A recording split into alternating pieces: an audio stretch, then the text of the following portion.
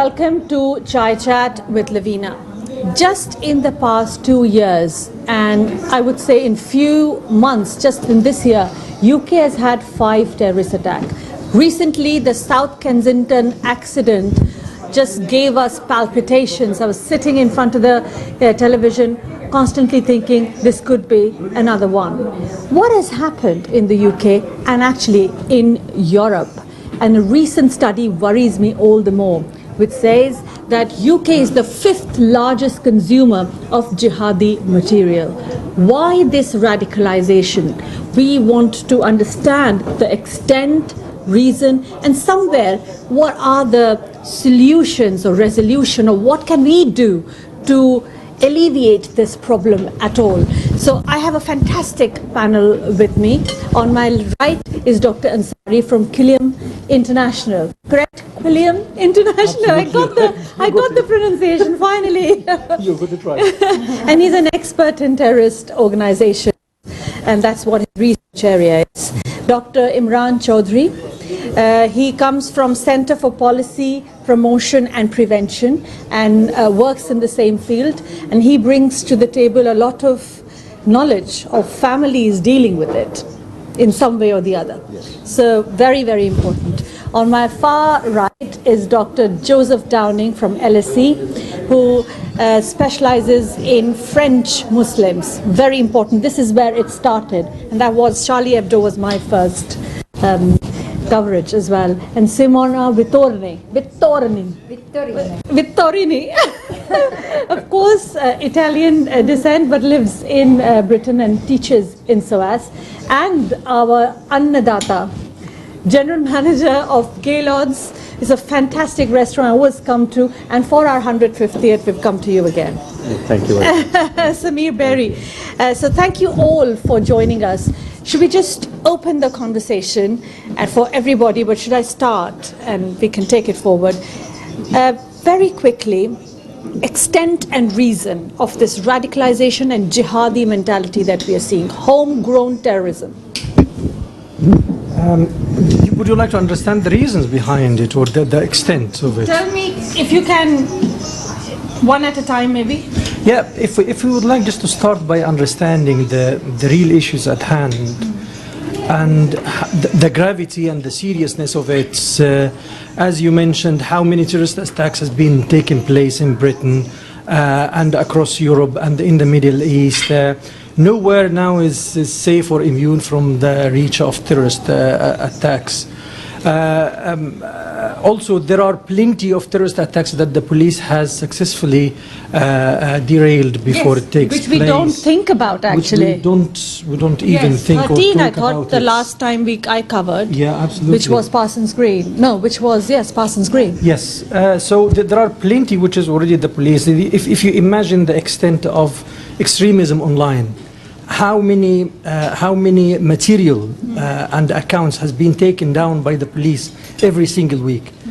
The minimum that the police are taking down, removing from the internet, is around 1,000 pieces of extremist material. Every single week. Every single week, and closing accounts. 800 of these are coming from the Middle East, and as you mentioned, Britain consumes the extremist material more than anywhere in Europe, and fifth in the world, and the first number one in Europe. In Europe, wow. Yes.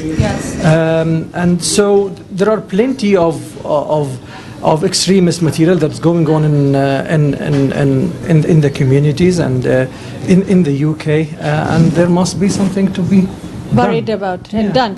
I want to bring in one question, and I'll start with both of you.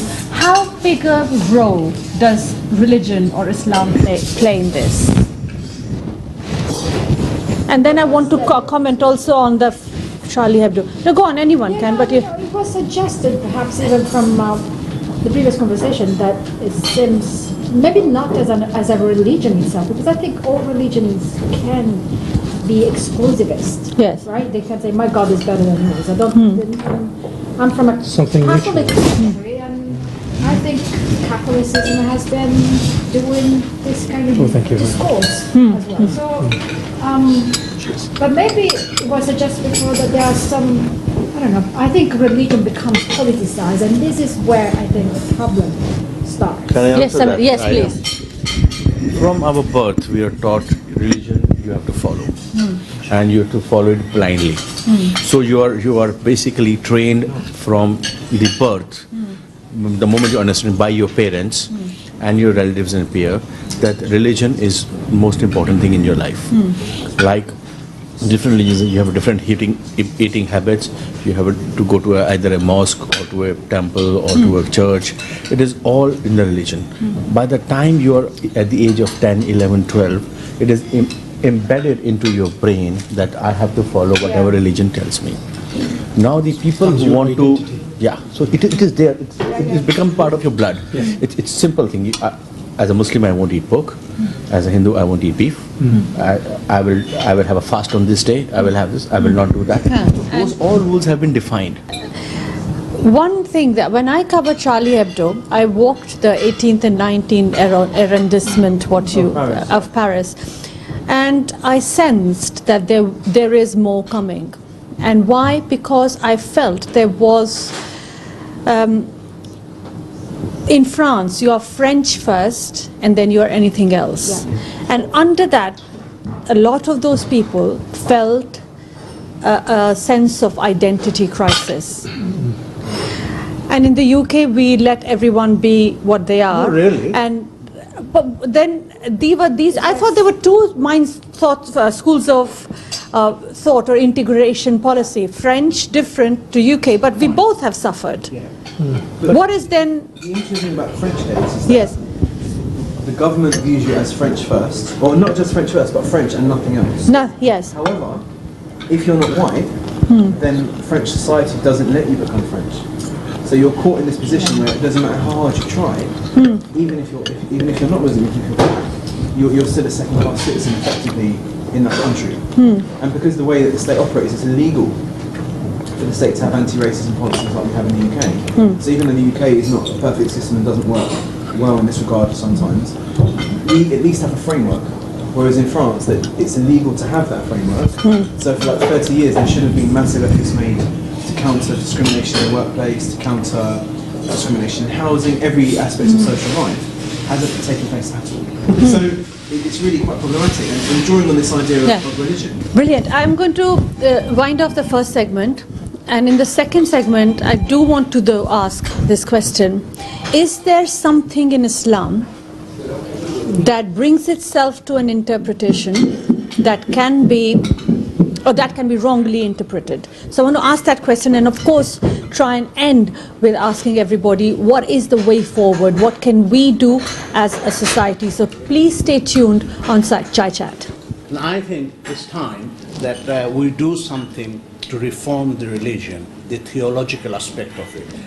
Islam should have a central body who should actually overlook and appoint people who are authorized within the parameters of the preaching, and they don't go beyond it like the way we have.